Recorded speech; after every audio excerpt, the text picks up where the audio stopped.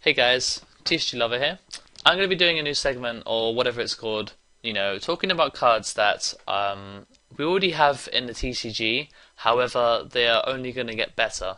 Okay, like the cards that, looking at how the format's going and how things are going and stuff like that, you can sort of take a look at the future cards that are coming out, and you look at this card and you think, yeah, this card's getting better. What we do know is Bahamut Shark, which is today's card. What we do know is that it does have targets. Okay, you can use this effect, which you can attach one material to special summon one rank 3 or lower water exceeds monster from your extra deck, and this card can't attack you in for the rest of this turn. You do special summon something, you can't use it, you can't attack with this card, but it's basically like a trade-off, really.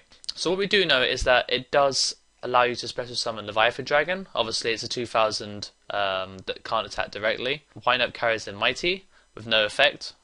Submersible carry Air Shark with no effect either, and it allows you to summon Acid Golem, which the best play to do is to summon Acid Golem with Bahamut Shark, and then you can creature swap and give them a monster which can't attack, makes them lose 2000 damage every turn, and they can't special summon. So it's a really easy way to completely screw your opponent over. So that's probably the best combo we know of so far. However, by looking at Bahamut Shark and looking at future cards, we can actually tell that there's going to be some new rank 3 or lower water exceeds monsters that are going to come out in the future, which this card can actually use rather than just monsters with no effects. We have two cards, which if you've been keeping an eye on the OCG, you'll have already know what they are.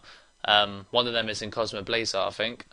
But the first one is Armor Kappa. It requires 2 level 2 monsters, and the first effect requires materials. However, we'll talk about it anyway. Once a turn, you can attach one material from this card. This card gains 1000 attack or 1000 defense. So that's because it goes up to 2000 defense. It's not useful. However, the second effect does not require materials. So this Bahamut Shark Summoner Kappa is actually viable. During either player's battle step, when a monster you control battles, you can discard one card. This turn, monsters you control cannot be destroyed by battle, and you take no battle damage. So you could summon Bahamut Shark some way or another, and then you go Armor Kappa, then you can protect all your monsters for a turn, and you can start to build a field presence for basically no cost, except, well, obviously you have to discard a card, but you are discarding a card for a Mermail effect, for instance, and the Mermail will get the effect off because Armor Kappa is a water type, so it has that kind of versatility where you're not really going to lose advantage provided that you discard your goons or you discard one of the Atlanteans.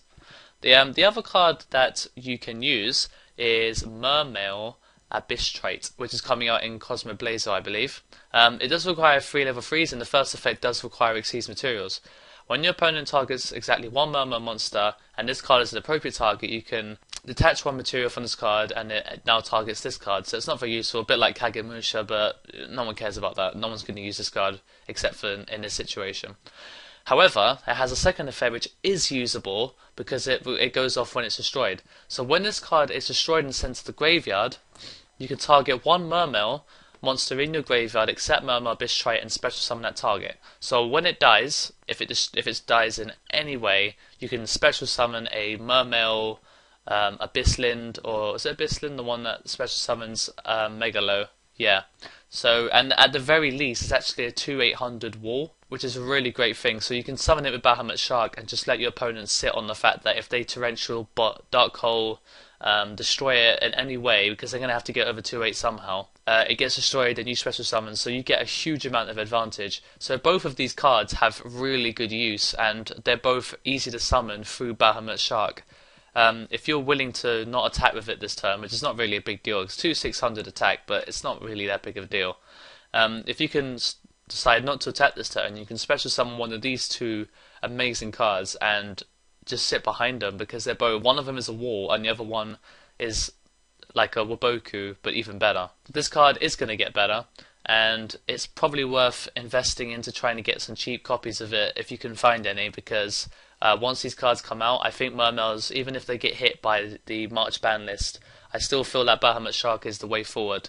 It's a really powerful card, and I personally really like it. It's a very balanced effect, and it's only as good as the targets that it can summon, and the targets that it can summon are getting good.